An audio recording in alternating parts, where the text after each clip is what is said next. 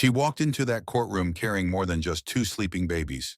She was carrying every sleepless night, every empty promise, every lie he'd whispered while building a life with someone else. And when the judge finally revealed what her husband and his mistress had been hiding, the mistress didn't just lose her composure, she lost everything. But that secret, nobody saw it coming, not even the wife. Before we continue, where are you watching from? Drop your country in the comments, hit that subscribe button, and share this story. You won't believe what happens next. The fluorescent lights in courtroom 4B hummed with the kind of persistent buzz that gets under your skin, the kind that makes you aware of every second ticking by. Sarah Mitchell hadn't slept in 36 hours. You could see it in the purple shadows beneath her eyes, in the way her hands trembled slightly as she adjusted the double stroller one more time before pushing through those heavy oak doors. Her twins, Emma and Ethan, barely 18 months old, were miraculously asleep, their tiny chests rising and falling in perfect rhythm, completely unaware that their entire future was about to be decided in the next few hours. She'd dressed in the only professional outfit she still owned, a navy blue dress she'd bought 6 years ago for her college graduation. It was looser now. Stress and single parenthood had carved away at her, leaving her thinner, sharper, like a pencil worn down from overuse. Her shoes, black flats from a discount store, squeaked slightly against the marble floor as she maneuvered the stroller through the doorway. That sound echoed through the corridor, and for a moment, every head turned to watch her, including his. Marcus Mitchell sat at the defendant's table, his lawyer, an expensive shark in a $3,000 suit, whispering something in his ear. But Marcus wasn't listening. He was staring at Sarah, at the twins, and something flickered across his face. Guilt? Regret?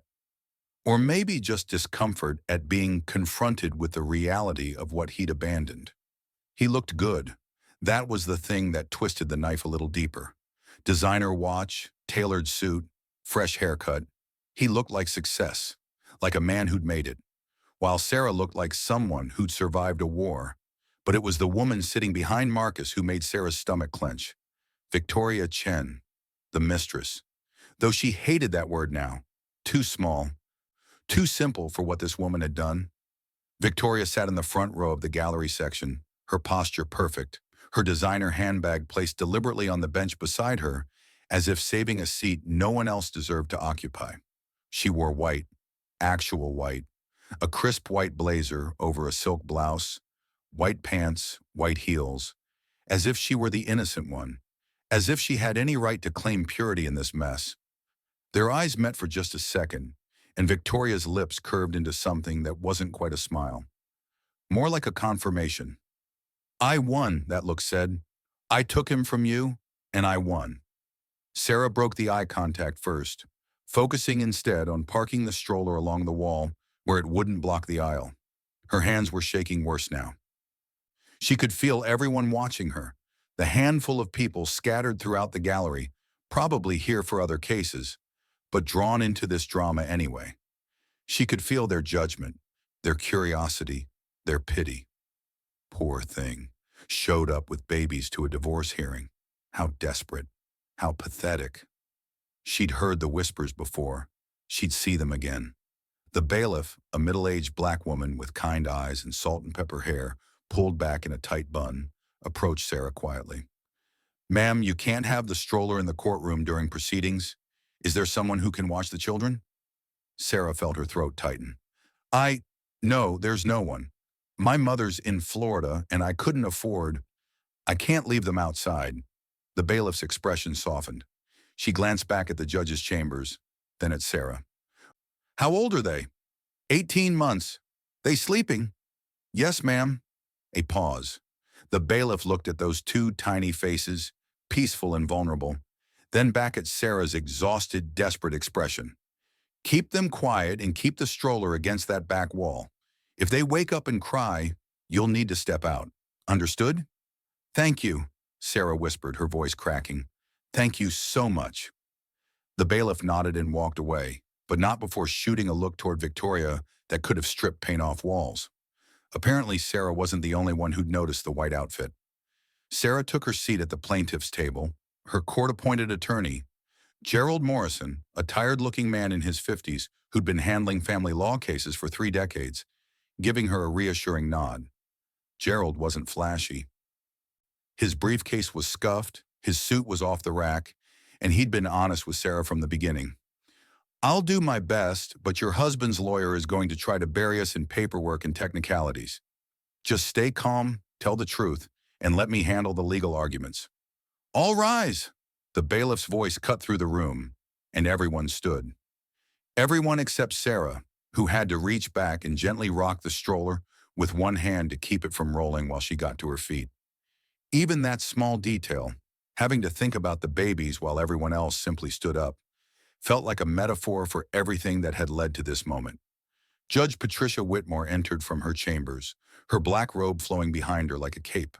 She was a tall woman, late 50s, with steel gray hair cut in a no-nonsense bob, and eyes that had seen every trick, every lie, every manipulation that could happen in a family courtroom.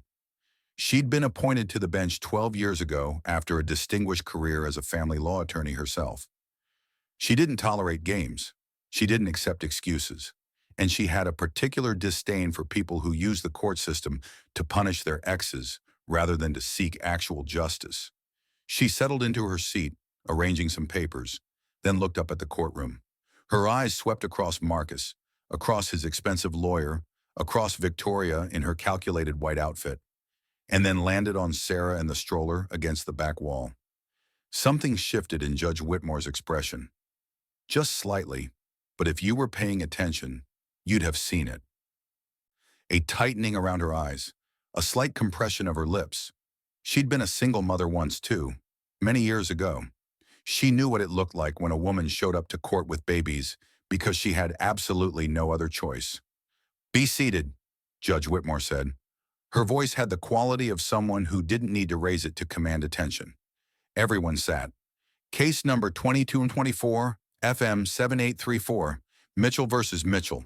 Divorce proceedings with contested custody and asset division. Counselors, are we ready to proceed?" Marcus's lawyer, Richard Pemberton, stood smoothly. "Ready, Your Honor." Gerald stood a little slower, a little less smoothly. "Ready, Your Honor." Judge Whitmore looked down at her notes. "Let me make something clear before we begin.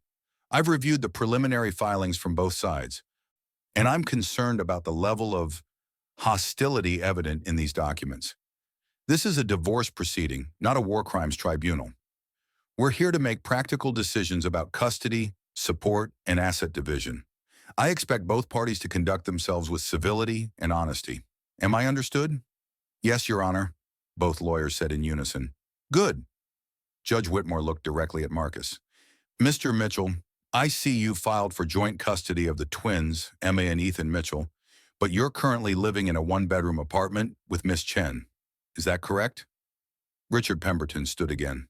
"Your Honor, my client is in the process of securing a larger residence. The current living situation is temporary while I asked Mr. Mitchell." Judge Whitmore's interruption was surgical. "Mr. Mitchell, please stand and answer the question."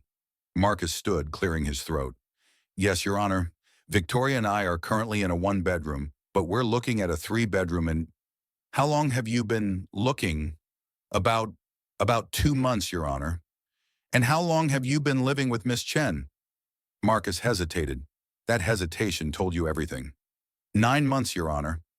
"So you've had 9 months to find appropriate housing for children you claim to want joint custody of, but you started looking 2 months ago. Is my math correct?" We were waiting for the right opportunity financially." "Mr. Mitchell, you're a senior project manager at Davidson & Associates, correct? According to your financial disclosure, you earn $187,000 per year. You couldn't find a 3-bedroom apartment on that salary?" Sarah felt something unfurl in her chest. Hope. Dangerous, fragile hope. Richard Pemberton stood again. "Your Honor, my client's financial situation has been complicated by the support payments he's been making to Mrs. Mitchell, which have significantly impacted his—" "The court ordered temporary support of $500 per month?" Judge Whitmore didn't even look up from her papers. On a gross income of over $15,000 per month, I'm failing to see how that's a significant impact, counselor. A ripple of tension moved through the courtroom. Victoria shifted in her seat, her perfect posture cracking just slightly. This wasn't going the way she'd expected. None of them had expected Judge Patricia Whitmore. Gerald Morrison stood, and Sarah could see the smallest hint of a smile playing at the corner of his mouth. Your Honor, if I may address the issue of my client's financial situation, please do, Mr. Morrison. Mrs. Mitchell is currently living in a two-bedroom apartment in the Riverside district. Her rent is $850 per month. She works part-time as a medical transcriptionist, earning approximately $2,000 per month. With the temporary support of $1,500, her total monthly income is $3,600. After rent, utilities, childcare costs, and basic expenses for twins, she's left with almost nothing. She's behind on her electric bill. She's been using the food bank at St. Catherine's Church twice a month. She couldn't afford a lawyer, which is why I'm here pro bono through the legal aid program. Judge Whitmore looked at Sarah, really looked at her. Mrs. Mitchell, when was the last time you bought yourself something?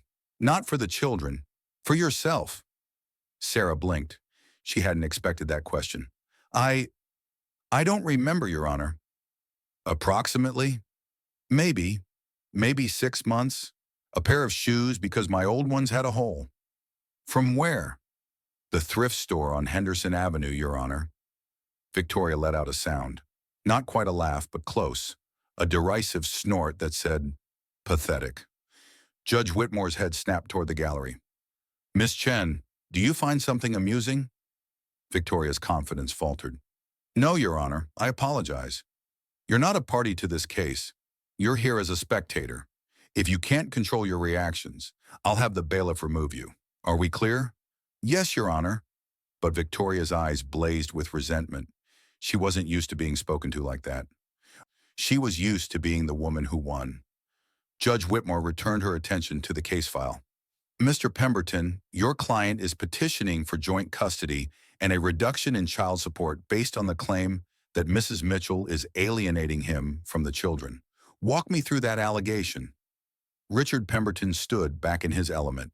Your Honor, my client has attempted on multiple occasions to exercise his visitation rights, but Mrs. Mitchell has been consistently uncooperative. She's changed the pickup times without notice, claimed the children were sick when they weren't, and has made it clear through her actions that she doesn't want Mr. Mitchell to have a relationship with his children. Sarah's hands clenched in her lap. That was a lie, a flat-out lie. Gerald Morrison stood immediately. Your Honor, I have documentation that tells a very different story.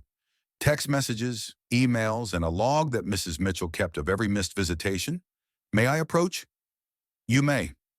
Gerald walked forward with a folder, handing copies to the judge and to Richard Pemberton. Sarah watched Marcus's face as his lawyer opened the folder and started reading. She watched the color drain from his cheeks. Judge Whitmore read in silence for a long moment, then another. The courtroom was so quiet you could hear the clock on the wall ticking. You could hear one of the twins, Ethan, sigh in his sleep and shift position in the stroller. Mr. Mitchell, Judge Whitmore said finally, according to this log, you were scheduled for visitation 26 times over the past 7 months. You showed up for 4 of those visits. 4. On 11 occasions, you texted Mrs. Mitchell less than an hour before the scheduled pickup to cancel. On 7 occasions, you didn't show up and didn't communicate at all. Is this accurate? Marcus looked at his lawyer. His lawyer looked at the documents. Neither of them spoke. Mr. Mitchell, I asked you a question. Some of those times, Victoria and I had plans and you had plans. Judge Whitmore's voice could have cut diamonds. You had plans that were more important than seeing your 18-month-old twins. It's not that simple, Your Honor. Actually, Mr. Mitchell, it is precisely that simple. You made a commitment to see your children. You broke that commitment 22 times out of 26 opportunities. And now you're asking this court to believe that Mrs. Mitchell is the one interfering with your relationship with the children? Victoria stood up. Actually, stood up in the gallery. That's not fair. You don't understand the pressure Sarah puts on him. She makes everything difficult. Sit down, Miss Chen. The bailiff moved toward Victoria, hand raised in warning. Judge Whitmore's face had gone cold. Miss Chen, I warned you once. If you interrupt these proceedings again, you will be removed and barred from this courtroom. Do you understand? Victoria sat down, but her face was flushed with anger. The mask was cracking. The perfectly composed mistress in white was starting to unravel, and they were only 40 minutes into the hearing. Judge Whitmore took a breath, composing herself. Mr. Pemberton, does your client have any evidence, actual evidence, that Mrs. Mitchell has prevented him from seeing the children when he made a genuine effort to do so? Richard Pemberton flipped through his papers. He was searching, stalling. Your Honor, we have statements from my client about incidents where statements from your client, who according to this documented log, failed to show up for 22 scheduled visitations. That's your evidence? We also have the testimony of Miss Chen, who can speak to Miss Chen, who has no legal standing in this case and who has already demonstrated a complete inability to control herself in my courtroom. Judge Whitmore closed the folder. Mr. Pemberton, I'm going to be frank with you. Your custody petition is looking weaker by the minute, but we're going to hear all the evidence before I make any determinations. Mr. Morrison, do you have witnesses? Gerald stood. Yes, Your Honor. I'd like to call Mrs. Mitchell to the stand. Sarah's heart jumped into her throat. She'd known this was coming, but knowing and experiencing are two different things. She stood, her legs unsteady, and walked toward the witness stand. Behind her, one of the twins made a small sound, and she almost turned back. But the bailiff was already there to swear her in. Do you swear to tell the truth, the whole truth, and nothing but the truth? I do. Her voice came out stronger than she felt. She sat in the witness chair, and suddenly the courtroom looked different from this angle. Bigger, more intimidating. She could see Marcus avoiding her eyes. She could see Victoria staring at her with undisguised hatred. She could see the judge, watching her with an expression that was hard to read but not unkind. Gerald approached. Mrs. Mitchell, can you tell the court about the day you discovered your husband was having an affair? Sarah took a breath. She'd practiced this, but practicing in front of a mirror and speaking it aloud in a courtroom are entirely different experiences. It was March 15th of last year. I was 7 months pregnant with the twins. I'd been on bed rest for 3 weeks because of complications, preeclampsia, high blood pressure. The doctor said if I didn't stay in bed, I could lose the babies or worse. Go on. Marcus had been coming home later and later. He said it was work, a big project with a tight deadline. I believed him because that's what you do when you trust someone. You believe them. Her voice cracked slightly. That day, he forgot his phone at home. He'd left for work, and it was sitting on the kitchen counter. It kept buzzing with texts, and I thought it might be important. Something about work, so I looked. What did you find? Messages from Victoria, dozens of them, telling him how much she missed him, asking when he was going to leave me, talking about the apartment they'd looked at together, talking about, Sarah's voice dropped, talking about how she couldn't wait until the babies were born so he'd have an excuse to leave. The courtroom was silent. Even the clock seemed to stop ticking. They'd been planning it, Sarah continued, and now tears were sliding down her cheeks. She didn't wipe them away. They'd been planning to wait until after the twins were born, until I was most vulnerable, until I'd be alone with 2 newborns and no support system. They were going to wait until I was at my absolute weakest to destroy my entire life. Victoria shot to her feet again. That's not... Bailiff, remove Miss Chen from this courtroom. Judge Whitmore didn't raise her voice. She didn't need to. Your Honor, please. Victoria's voice was rising, losing that controlled tone. She's lying. She's making it sound like we're monsters when she's the one who... Bailiff, now! 2 bailiffs approached Victoria. She looked at Marcus, waiting for him to defend her, to stand up for her. But Marcus sat frozen, his lawyer's hand on his arm, keeping him in his seat. This was a tactical decision. Defend Victoria and look bad in front of the judge, or stay silent and maybe salvage the custody petition. Marcus chose silence. You're just going to let them throw me out? Victoria's voice was shrill now. After everything I've done for you? After I gave up my life to be with you? Miss Chen, you need to leave voluntarily, or we'll escort you out. The bailiff's voice was firm but not unkind. Victoria grabbed her designer bag, her white outfit now seeming less like purity and more like surrender. This isn't over, she said, looking at Sarah. You think you've won, but you have no idea what's coming. And then she was gone, her heels clicking sharply against the marble floor as the bailiffs walked her out. The doors closed behind her with a heavy thud. The silence that followed was profound. Judge Whitmore waited a beat, 2 beats, then looked at Sarah. Mrs. Mitchell, I apologize for that disruption. Would you like a moment? No, Your Honor.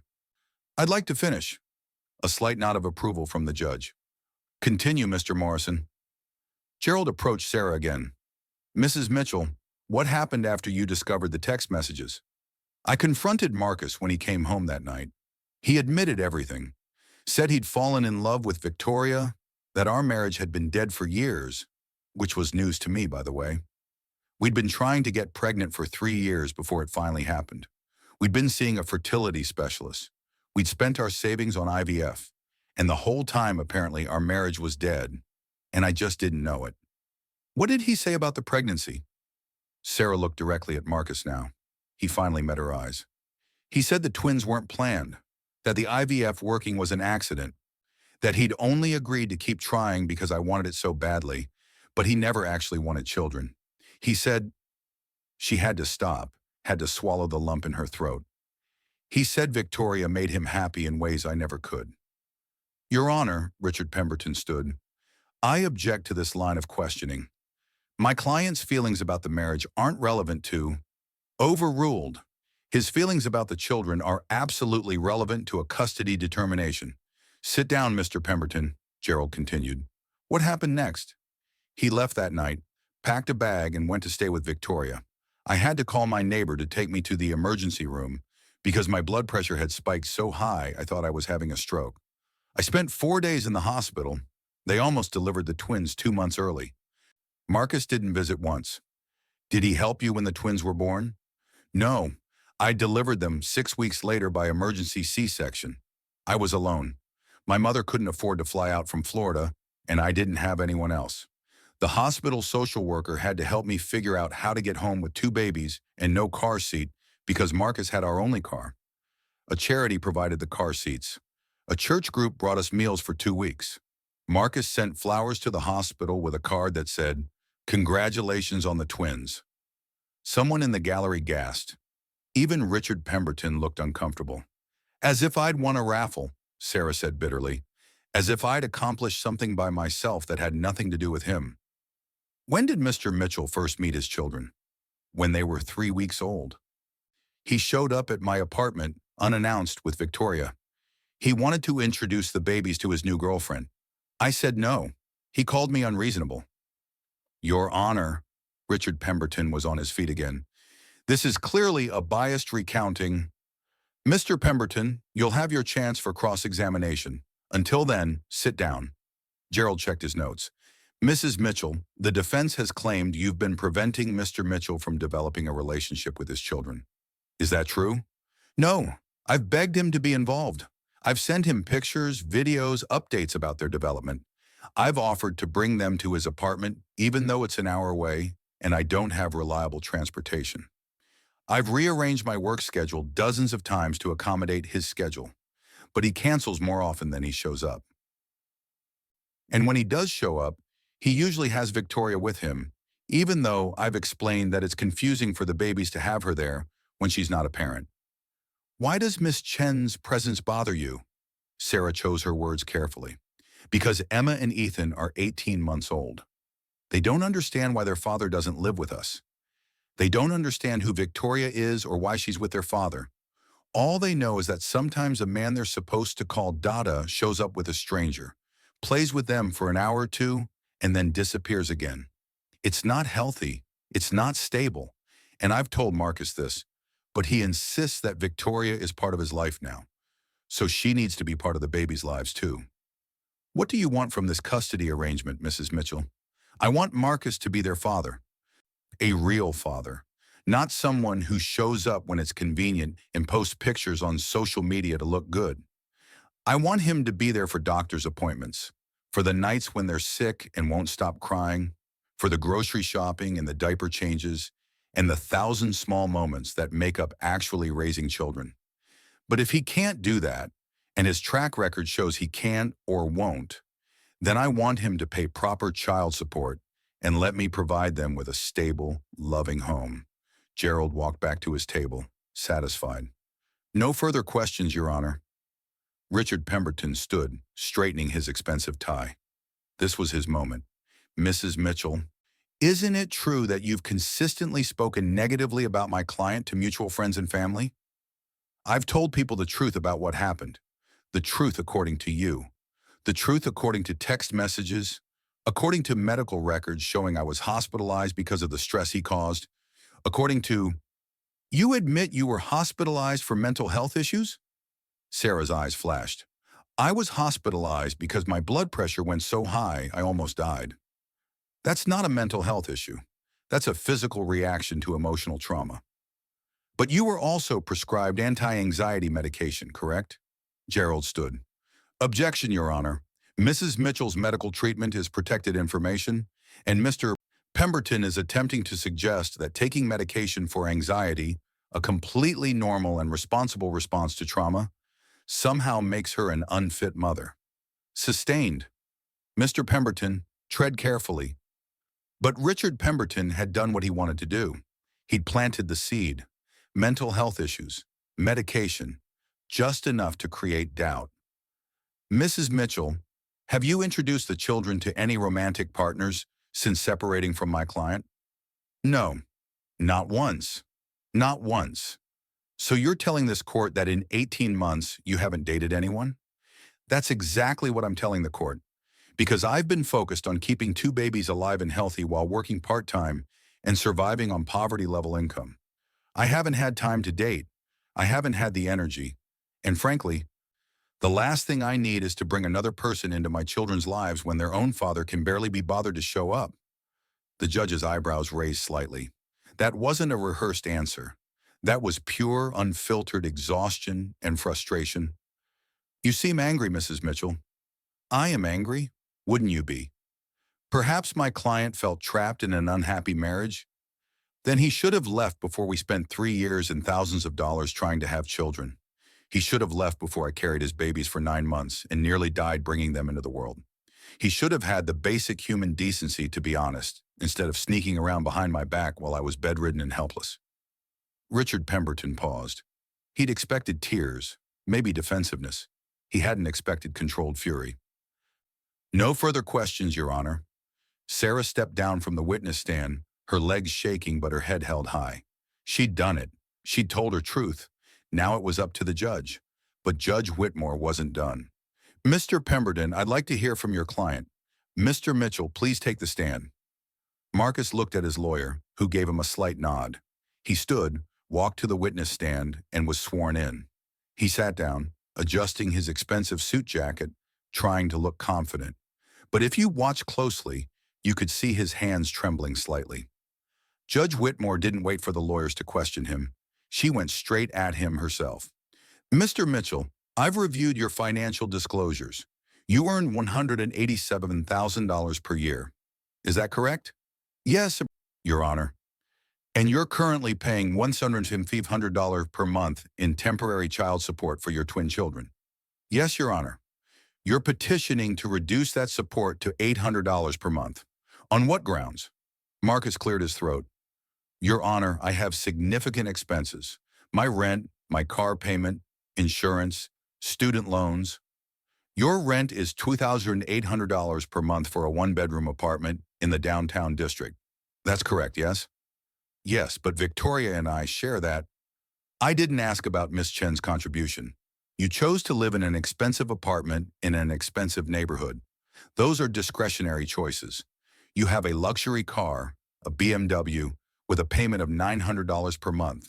Also a discretionary choice. Your student loans total $450 per month, which I'll grant is not discretionary. Let's do the math, shall we? Judge Whitmore pulled out a calculator. The sound of the keys clicking was the only sound in the courtroom. Your gross monthly income is approximately $15,583. After taxes, let's estimate your take-home at $10,500. Your rent is $2,800. Your car payment is $900. Student loans are $450. Current child support is $1,500. Insurance, utilities, and other basic expenses, let's say $1,000. That leaves you with approximately $3,950 per month in discretionary income. Do you disagree with my math? Marcus shifted uncomfortably. When you put it that way, is my math incorrect? No, Your Honor, but so you have nearly $4,000 per month after all your expenses, including child support, and you're asking this court to reduce your child support so you can have even more discretionary income while your children's mother is using a food bank? It's not that simple, Your Honor. Then make it simple for me, Mr. Mitchell. Explain to me why you need an extra $700 per month more than your children do. Marcus looked at his lawyer desperately. Richard Pemberton stood. Your Honor, my client's financial planning is his own business. He's entitled to support his children, Mr. Pemberton. Everything else is secondary. Sit down. Judge Whitmore returned her attention to Marcus. Mr. Mitchell, why did you miss 22 out of 26 scheduled visitations with your children? Work has been demanding. You work Monday through Friday, 9 to 5. According to your employment contract, which is part of the discovery materials, you don't work weekends unless there's a critical deadline, and you haven't had a critical deadline in the past 7 months. Try again. Marcus's face was reddening. Sometimes Victoria and I had plans. Plans more important than your children. No, not more important, just we'd already committed to things, and you committed to being a father when you decided to pursue fertility treatment. You committed to those children when they were born. Every other commitment in your life is secondary to that one. Do you disagree? No, Your Honor, but life is complicated, and life is exactly as complicated as you make it, Mr. Mitchell. Judge Whitmore leaned forward slightly. I'm going to ask you a direct question, and I want a direct answer. Do you want joint custody of your children? Marcus hesitated. That hesitation was fatal. Mr. Mitchell, I asked you a question. Of course I want custody. That's not what I asked. I asked if you want it, not if you think you should have it, not if your lawyer tells you to fight for it. Do you, Marcus Mitchell, actually want to spend 50% of your time raising Emma and Ethan? The courtroom was silent. Sarah held her breath. Even Richard Pemberton looked nervous. I want to be involved in their lives. That's still not an answer to my question. Marcus looked down at his hands. When he spoke again, his voice was quieter. I don't know how to be a father to babies. They're so small, and they need so much, and I don't know what I'm doing. There it was. The truth. Finally. So the answer is no, Judge Whitmore said. You don't want joint custody. You want to look like you want joint custody. Your Honor, I object. Richard Pemberton was on his feet. On what grounds? I'm asking your client to clarify his own statement. He stated he wants to be involved. Being involved and having joint custody are two very different things, Mr. Pemberton. Judge Whitmore looked at Marcus again. Here's what I think is happening, Mr. Mitchell. I think someone, perhaps Miss Chen, has told you that you should fight for custody, that you should push for 50-50 time, not because you actually want that responsibility, but because it would reduce your child support obligation and because it would punish your ex-wife. Am I close? Marcus didn't answer. Am I close, Mr. Mitchell? Victoria thinks Sarah is trying to keep the kids away from me out of spite. What do you think? I don't know. You don't know. Let me help you figure it out. In the past 7 months, how many times has Mrs. Mitchell refused to let you see the children when you actually showed up at the scheduled time? None, but how many times has she sent you photos or videos of the children? A lot, maybe twice a week. How many times have you responded to those photos or videos?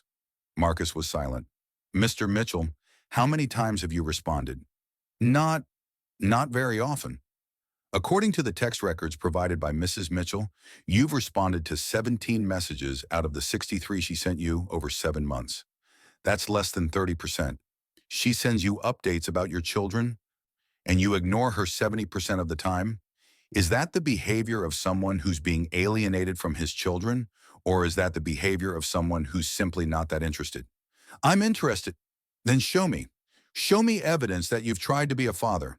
Show me receipts for diapers you've bought, proof of doctor's appointments you've attended, evidence that you've contributed to your children's lives in any meaningful way beyond the court-ordered minimum support payment that's automatically deducted from your paycheck. Marcus couldn't, because it didn't exist. Judge Whitmore sat back in her chair. Mr. Mitchell, I'm going to be very frank with you. You're not fighting for custody because you want to be a father. You're fighting for custody because someone has convinced you it's the right tactical move in a divorce. That's not good enough. Children aren't chess pieces. Your Honor, I'm not finished. You can step down. Marcus returned to his seat, and Sarah could see the relief on his face. He'd been exposed, but at least the interrogation was over. Richard Pemberton was whispering urgently in his ear, probably trying to do damage control. But the damage was done. The judge had seen right through him. Judge Whitmore shuffled some papers. Before we proceed, I want to address something that came up in Miss Chen's outburst before she was removed. She made a reference to information that was coming that would change the nature of these proceedings. Mr. Pemberton, does your client have additional evidence or testimony that hasn't been submitted to the court? Richard Pemberton stood. Your Honor, we have some information that we believed would be more appropriately presented after. Mr. Pemberton, in discovery, you're required to provide all relevant evidence to opposing counsel and to the court. If you've been withholding something, I need to know about it now. We received this information only recently, Your Honor, and we were still verifying. Recently meaning yesterday, Your Honor. Gerald Morrison shot to his feet. Your Honor, I was not informed of any new evidence. This is highly irregular. I agree. Mr. Pemberton, what is this evidence? Richard Pemberton looked extremely uncomfortable now. He reached into his briefcase and pulled out a folder. Your Honor, we have documentation suggesting that Mrs. Mitchell may not have been entirely forthcoming about her financial situation. Sarah's heart stopped. What was he talking about? Judge Whitmore held out her hand. Approach. Both lawyers walked forward. Richard Pemberton handed the folder to the judge. Sarah watched as Judge Whitmore opened it and began reading. Her expression didn't change, but she read for a long time. Too long. Sarah felt panic rising in her chest. What had they found? She'd been completely honest about everything.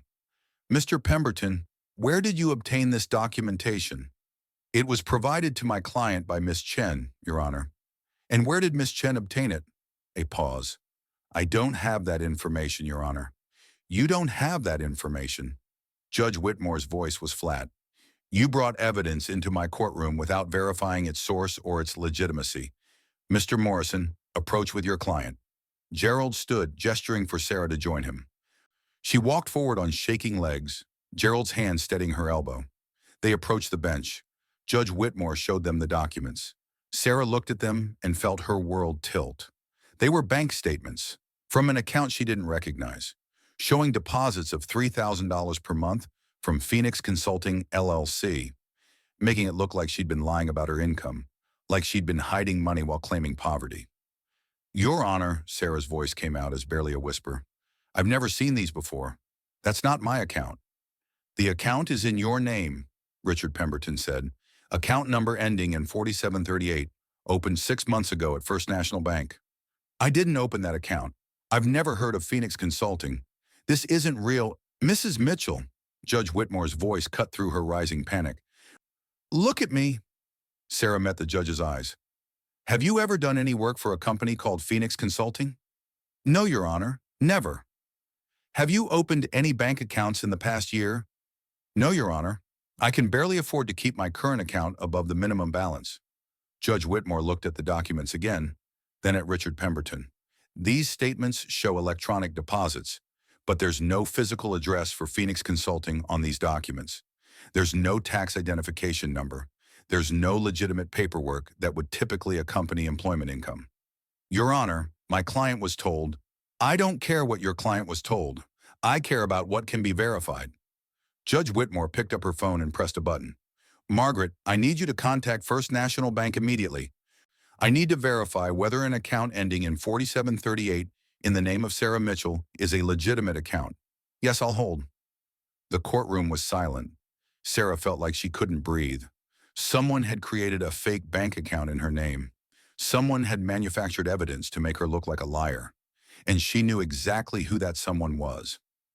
Your Honor, Gerald Morrison spoke quietly, if I may suggest, this looks very much like identity fraud or potentially fraudulent evidence planted to undermine my client's case. Given that Miss Chen apparently provided these documents and given her demonstrated hostility toward Mrs. Mitchell, I would ask the court to investigate the source of these statements before giving them any weight whatsoever. That's exactly what I'm doing, Mr. Morrison. They waited. 30 seconds, 1 minute, 2 minutes. Sarah could feel Marcus staring at her from the defense table. She refused to look at him. Finally, Judge Whitmore spoke into the phone. Yes, I'm still here. And I see. No account under that name? And the routing number on these statements?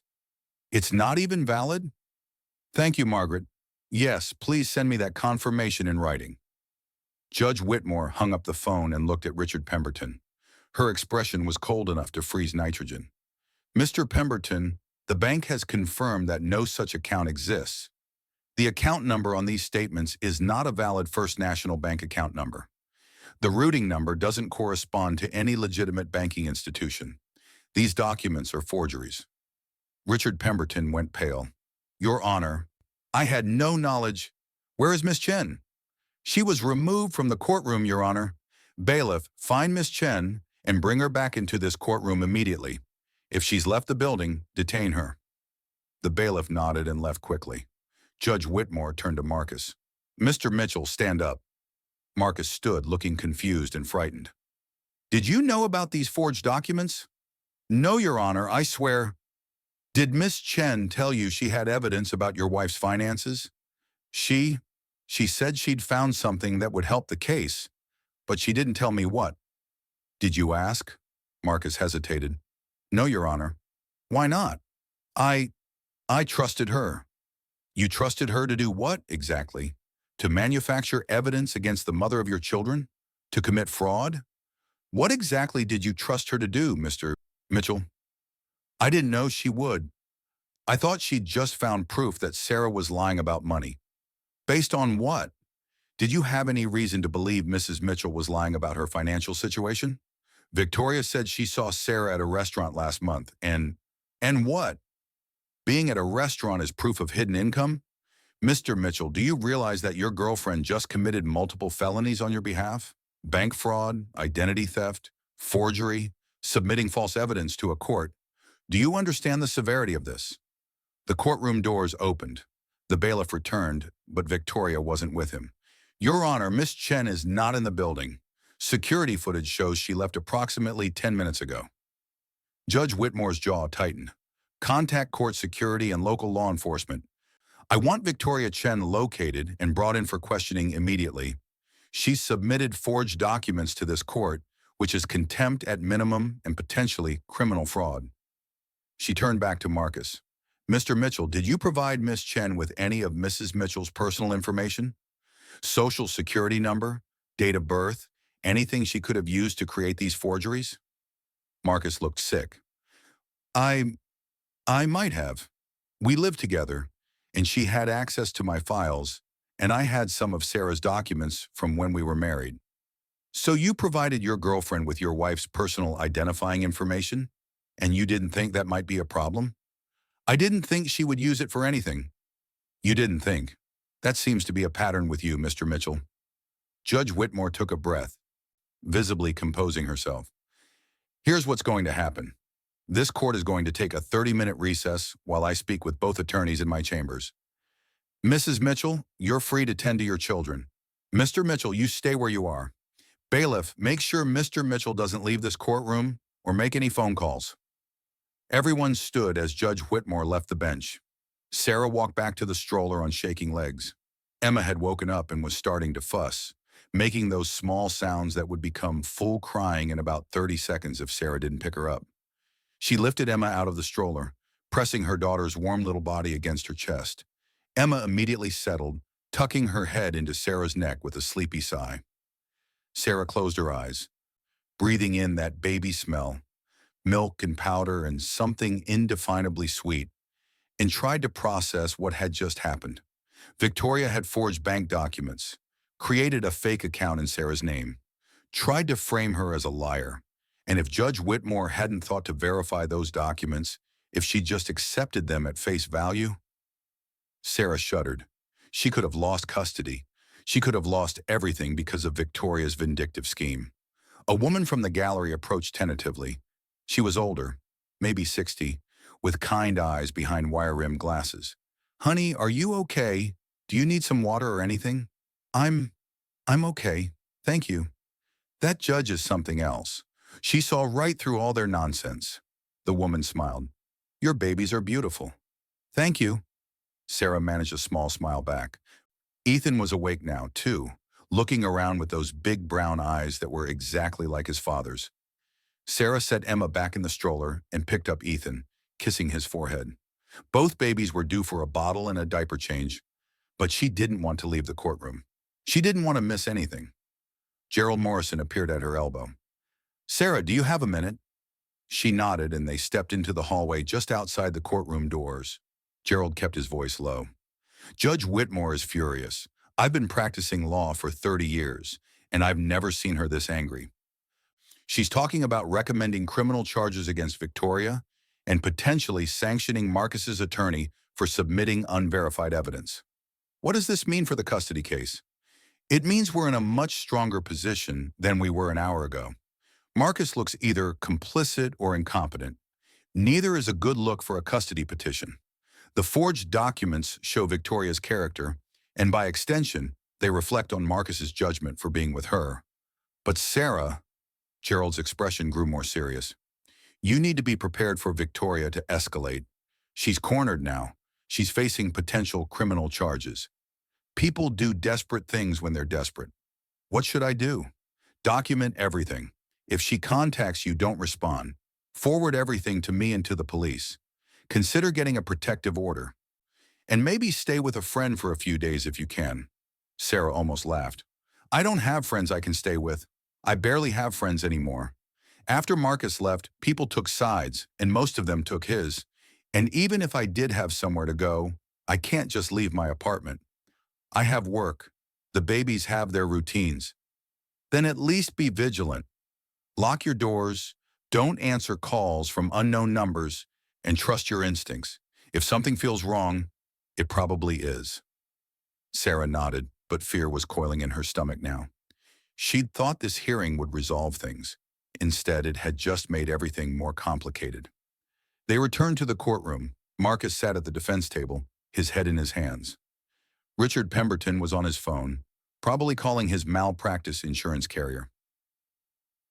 The other attorney looked like he'd aged 10 years in the past hour.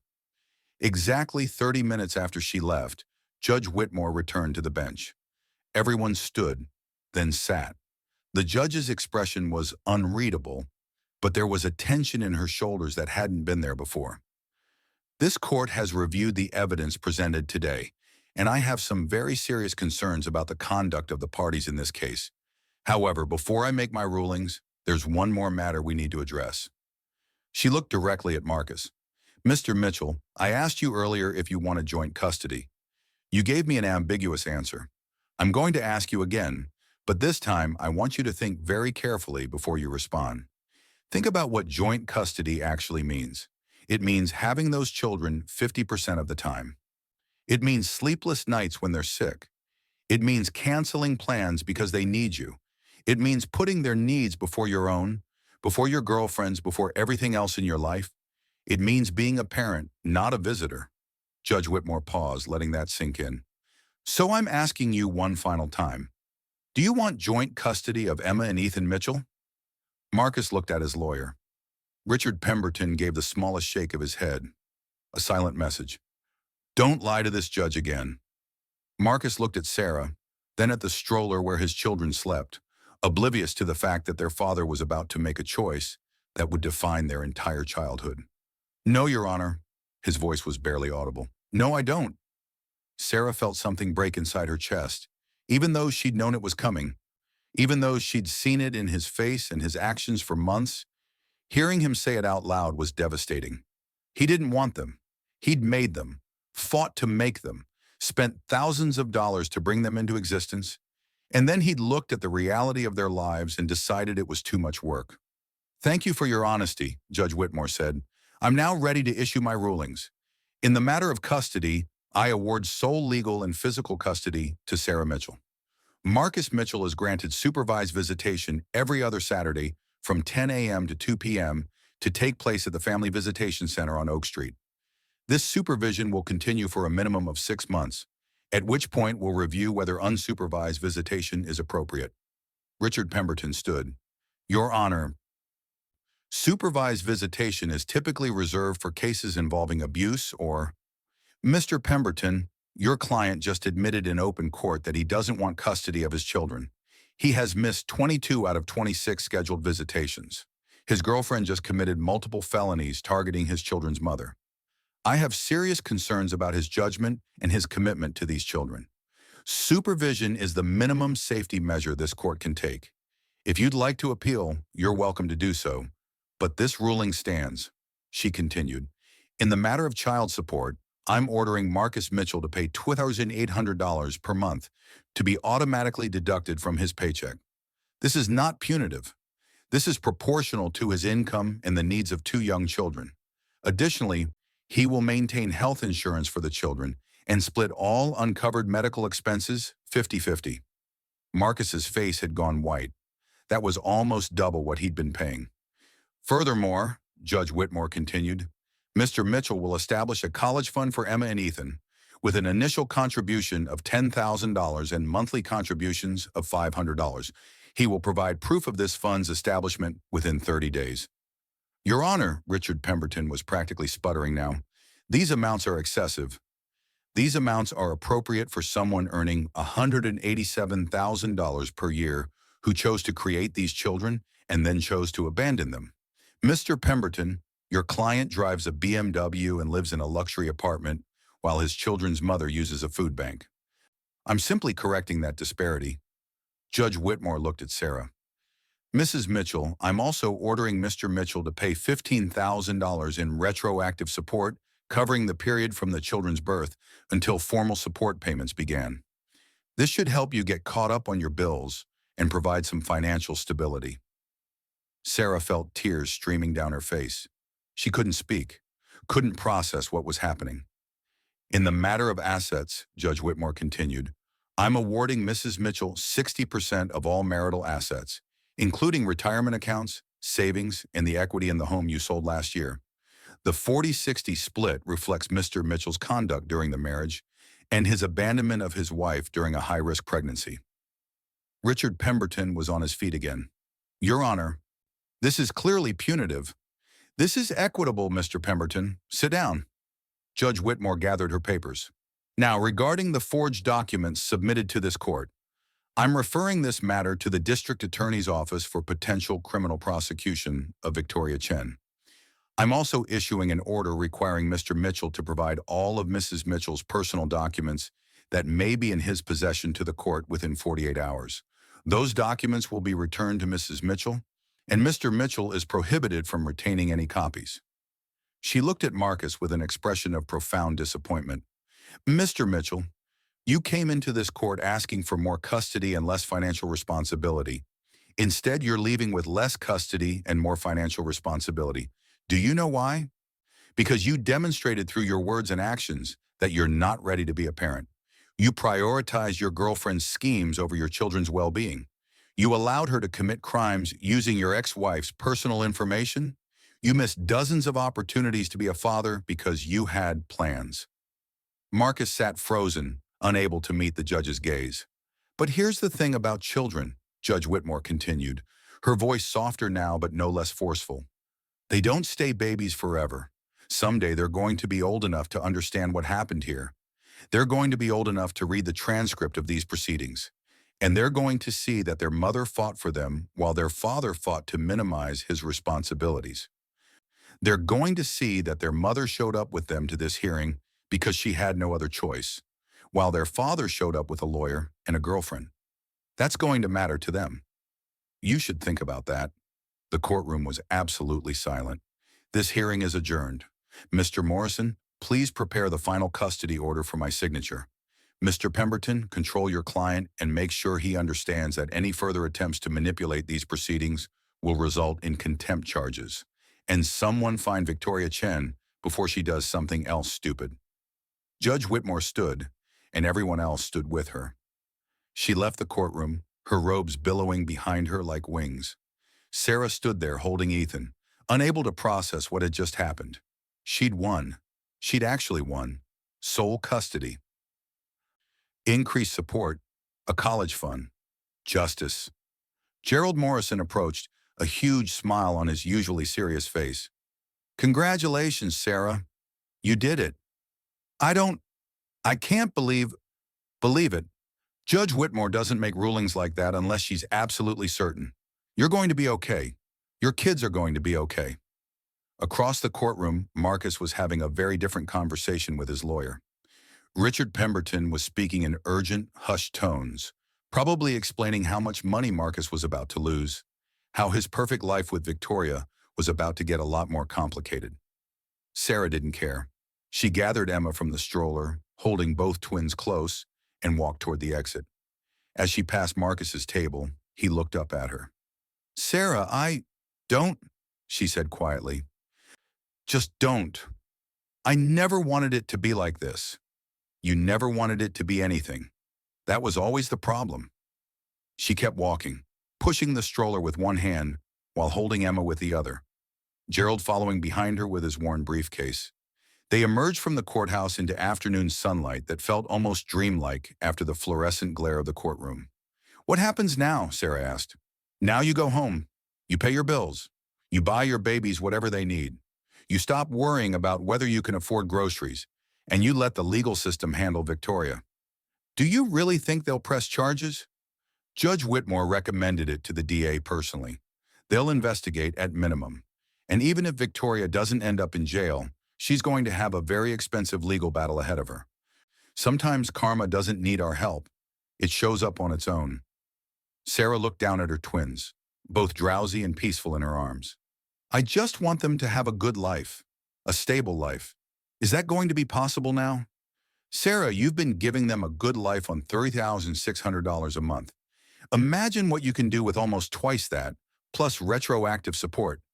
Yes, it's going to be possible. You're going to be more than okay.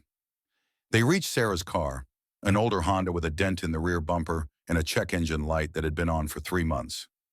Gerald helped her load the twins into their car seats, folding the stroller into the trunk with practiced efficiency. Thank you, Sarah said, her voice thick with emotion. I couldn't have done this without you. You could have, Gerald said. You're stronger than you think. I just helped make sure the judge saw what I saw. A mother who'd sacrifice anything for her children. That's the most powerful testimony there is. Sarah drove home through afternoon traffic, her mind spinning with everything that had happened. The twins fell asleep in the back seat, lulled by the motion of the car. She kept glancing in the rearview mirror at their peaceful faces, still half expecting to wake up and find out this had all been a dream. But it wasn't a dream. The papers Gerald had given her were real. The judge's order was real. The child support increase was real. For the first time in 18 months, Sarah allowed herself to imagine a future that didn't involve constant panic about money, about food, about keeping the lights on. She thought about Victoria, wherever she was right now, probably calling lawyers. Probably calling Marcus, demanding he fix this somehow. Probably realizing that her perfect plan had exploded in her face. The woman who'd worn white to court like some kind of innocent bride had shown her true colors in the most public way possible. Sarah should have felt triumphant. She should have felt vindicated. And she did partially. But mostly she just felt tired. Tired of fighting. Tired of being angry. Tired of her life being a constant battlefield. As she pulled into her apartment complex, a worn-down building in a neighborhood that had seen better days, Sarah made a decision. She was done defining herself by what Marcus had done to her, done being the poor abandoned wife with twins. She was just Sarah, a mother, a survivor, a woman who'd stared down her worst nightmare in a courtroom and won. She carried the twins upstairs one at a time, Emma first, then Ethan, settling them in their cribs for a proper nap.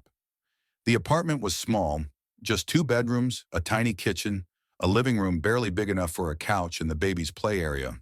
But it was theirs, clean, safe, full of love. Sarah collapsed on the couch, allowing herself to just breathe for the first time in hours. Her phone buzzed, a text from an unknown number. "You think you won, but this isn't over. You'll regret what you did today." Victoria had to be. Sarah's first instinct was fear. That's what Victoria wanted after all. But then she remembered Gerald's words, "Document everything." She took a screenshot of the message and forwarded it to Gerald and to the police non-emergency line with a brief explanation about the court hearing. Then she blocked the number. Another text, this time from Marcus. "We need to talk about the support amount. That's not sustainable." Sarah stared at that message for a long moment. The old Sarah, the Sarah from 6 months ago, would have responded immediately, would have felt guilty, would have wondered if maybe he was right. The new Sarah knew better. She typed, "Talk to your lawyer and talk to your accountant about that BMW payment you can't afford." Then she blocked his number too. Her phone buzzed again. This time it was from her mother in Florida. "Your neighbor texted me. She said you were in court today. How did it go, baby?" Sarah's eyes filled with tears. "We won, Mom. We really won." The response came immediately. "I knew you would. I'm so proud of you." Sarah set the phone down and closed her eyes. She could hear the twins breathing in the next room. That soft, steady rhythm that had become the soundtrack of her life. She thought about Judge Whitmore's words. Someday they're going to be old enough to understand what happened here. Someday Emma and Ethan would ask about their father.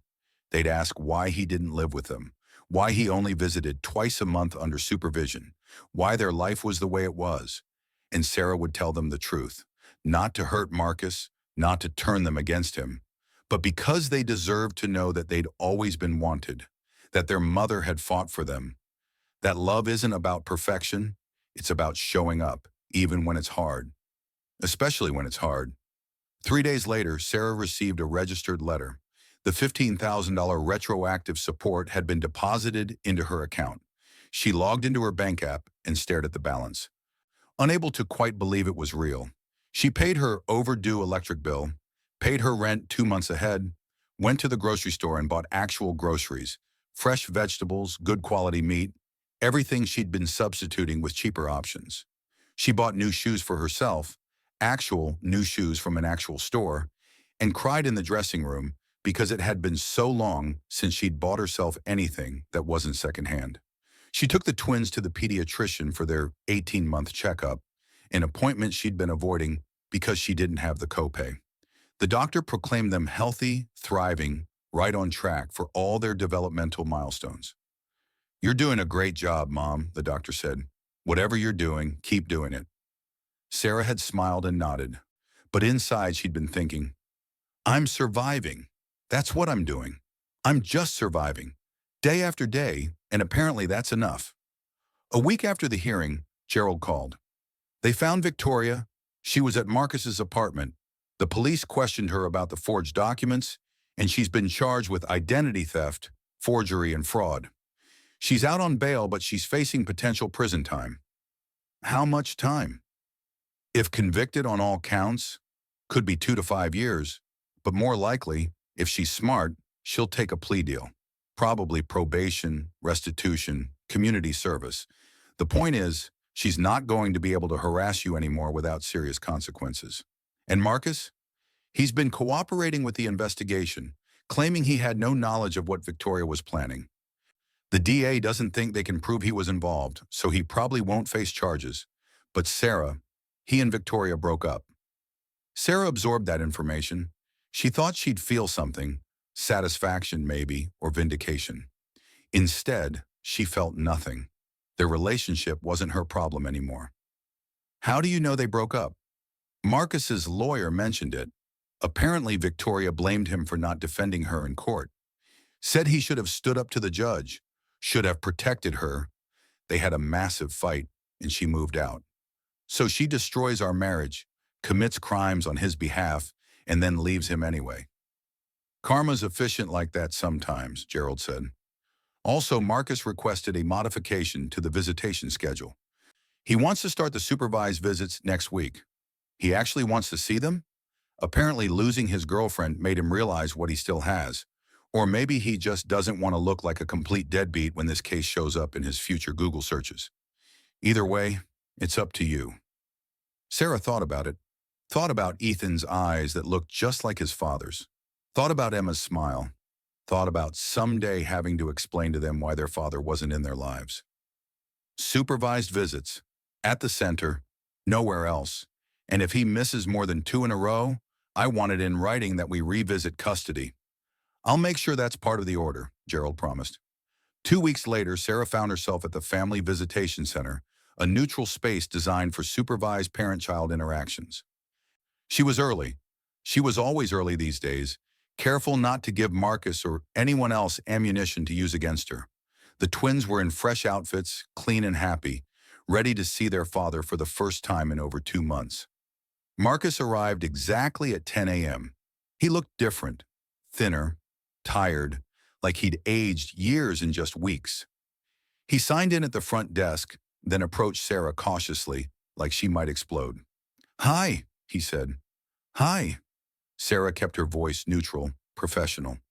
"They've gotten so big. They're growing. That's what kids do." Marcus knelt down to look at the twins in their stroller. Emma stared at him with curiosity, but no recognition. Ethan looked away, more interested in his stuffed elephant. Do they remember me? They're 18 months old, Marcus. They barely remember yesterday." He flinched at that. "Can I hold them?" "That's what you're here for." Sarah lifted Emma out of the stroller and handed her to Marcus. Emma immediately reached back towards Sarah, making worried sounds. "It's okay, Emma," Sarah said softly. "That's your daddy. He's going to play with you for a little while." A supervisor, a kind-faced woman named Rita, who'd been doing this job for 15 years, approached. "Mr. Mitchell, if you'll come with me, we have a play area set up. Mrs. Mitchell, you can wait in the family room. We'll come get you at 2 p.m. Sarah watched Marcus carry Emma toward the play area, with Ethan in the supervisor's arms behind them. Ethan was crying now, reaching back for his mother. Every instinct in Sarah's body screamed at her to take them back, to not let them out of her sight. But this was court-ordered. This was what was best for them, theoretically. Let them have a relationship with their father, supervised and safe. She spent the next 4 hours in the family waiting room, trying to read a magazine and failing completely. Other mothers were there too, women with their own stories, their own court orders, their own complicated relationships with the fathers of their children. They exchanged understanding looks but didn't speak. Some pain is too private to share with strangers. At exactly 2 p.m., Rita appeared with the twins. Both were crying. Emma's face was red and splotchy, and Ethan had that hiccuping sob that meant he'd been crying for a while. "What happened?" Sarah gathered both babies immediately, trying to soothe them. Rita looked uncomfortable. "Mr. Mitchell tried, he really did. But the babies were upset almost the entire time. They wanted you. He didn't know how to calm them down. He didn't know what they liked, what games they played, what helped when they were upset. He tried reading to them, but he picked books they're too young for. He tried giving them snacks, but he didn't know they can't have peanut butter yet because you're still checking for allergies." Sarah felt a complicated mix of emotions. Vindication that she wasn't just being difficult. The twins really were bonded to her in a way they weren't bonded to Marcus. Sadness that Marcus had missed so much of their development, that he was essentially a stranger to his own children. And underneath it all, exhaustion at the thought of how many more supervised visits it would take before Marcus figured out how to be a father. "How did he handle it?" Sarah asked. "He got frustrated, asked why they wouldn't stop crying. I reminded him that he's essentially a stranger to them, and building trust takes time. He didn't take that well. Meaning, he said maybe this was a mistake. Maybe he wasn't cut out for this. There it was. the truth Sarah had known all along. Marcus loved the idea of being a father. He loved telling people he had twins, posting pictures on social media on the rare occasions he saw them. But the reality, the crying, the mess, the constant neediness of toddlers, he couldn't handle it. "Will he come back next week?" Sarah asked. "He paid for the next 6 sessions in advance," Rita said. "Whether he actually shows up is another question." Sarah thanked Rita and left, carrying one twin while pushing the other in the stroller. In the parking lot, she saw Marcus sitting in his car, hands gripping the steering wheel, staring at nothing. For a moment, just a moment, she felt sorry for him. He'd wanted the affair, the exciting new relationship, the freedom.